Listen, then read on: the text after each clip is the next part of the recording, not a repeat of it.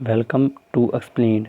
इस वीडियो में हम डिस्कस करेंगे NCERT class 6 geography chapter first the earth and the solar system. सबसे पहले सेलेस्टियल्स बॉडी, सूरज, चंद्रमा एंड रात को आसमान में चमकने वाली सभी बॉडीज़ को हम सेलेस्टियल्स बॉडीज़ कहते हैं। इनमें से कुछ सेलेस्टियल्स बॉडीज़ का अपना प्रकाश होता है, कुछ सेलेस्टियल्स बॉडीज़ का अपना प्रकाश नहीं होता।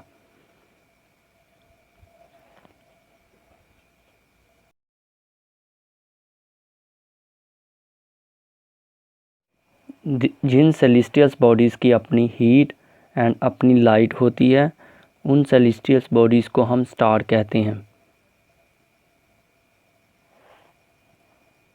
जब ये ग्रुप ऑफ स्टार आसमान में कई तरह के पैटर्न बनाते हैं तो उन पैटर्न को हम कंस्टेलेशन कहते हैं।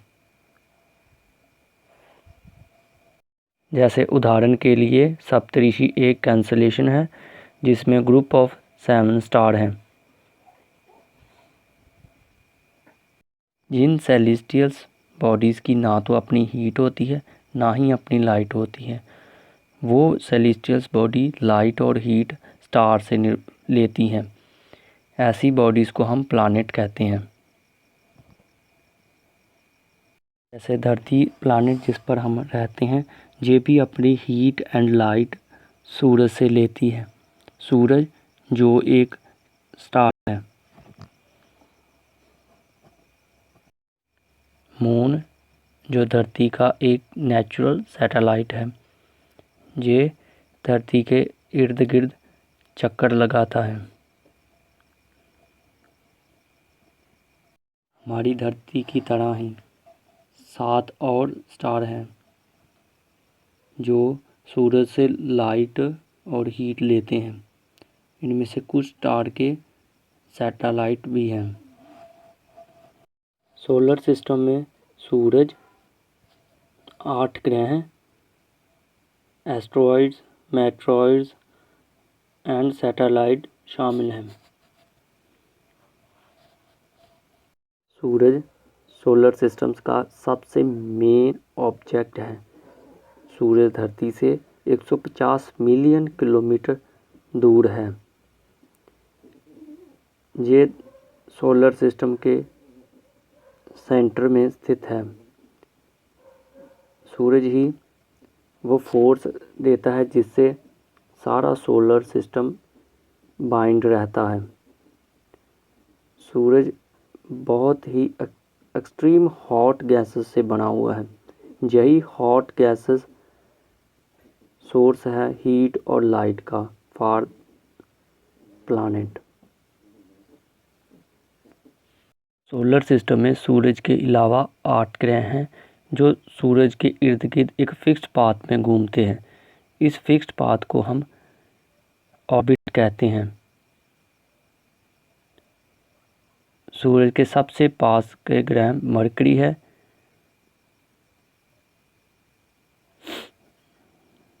इसके बाद वीनस,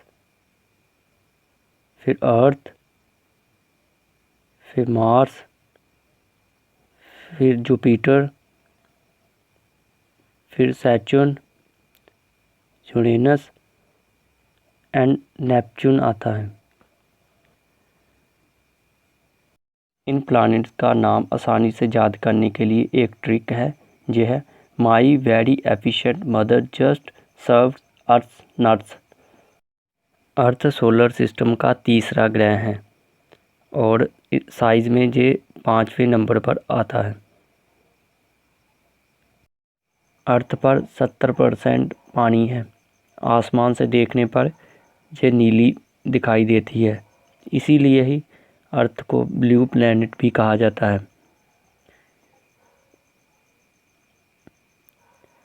अर्थ ही सिर्फ ऐसा ग्रह है जिस पर लाइफ संभव है,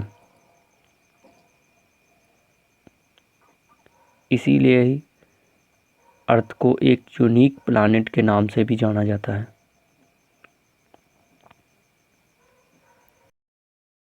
अर्थ अपने पोल से थोड़ी सी फ्लैट भी है, इसीलिए इसी की शेप को जियोइड भी कहा जाता है।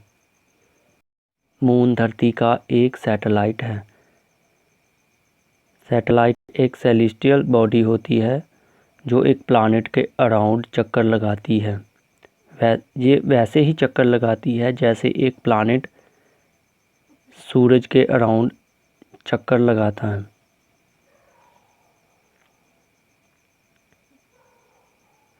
जब ये मून धरती के अराउंड चक्कर लगाता है तो इसकी कई पोजीशन बनती हैं।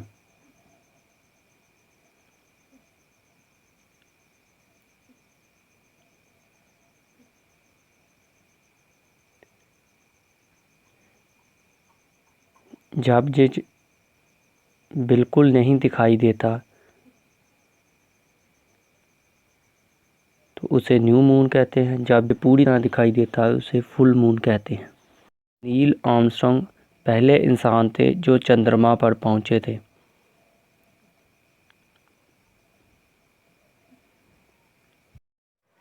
मून पर लाइफ संभव नहीं है।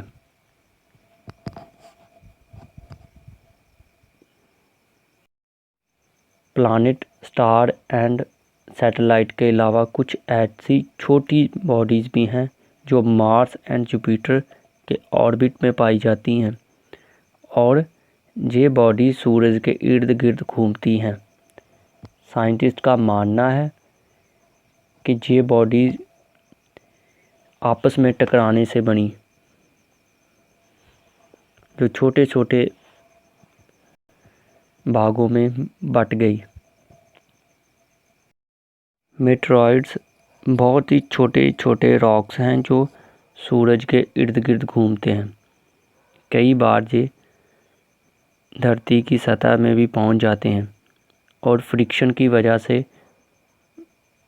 जल जाते हैं। कई बार ये धरती से भी टकरा जाते हैं और धरती की सतह पर एक बहुत बड़ा होल क्रिएट कर देते हैं।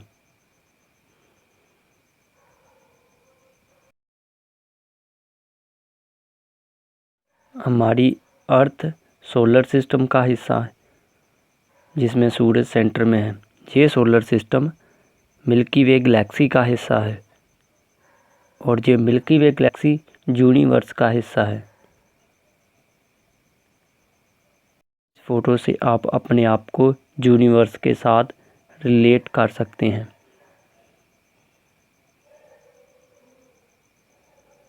Thanks for watching.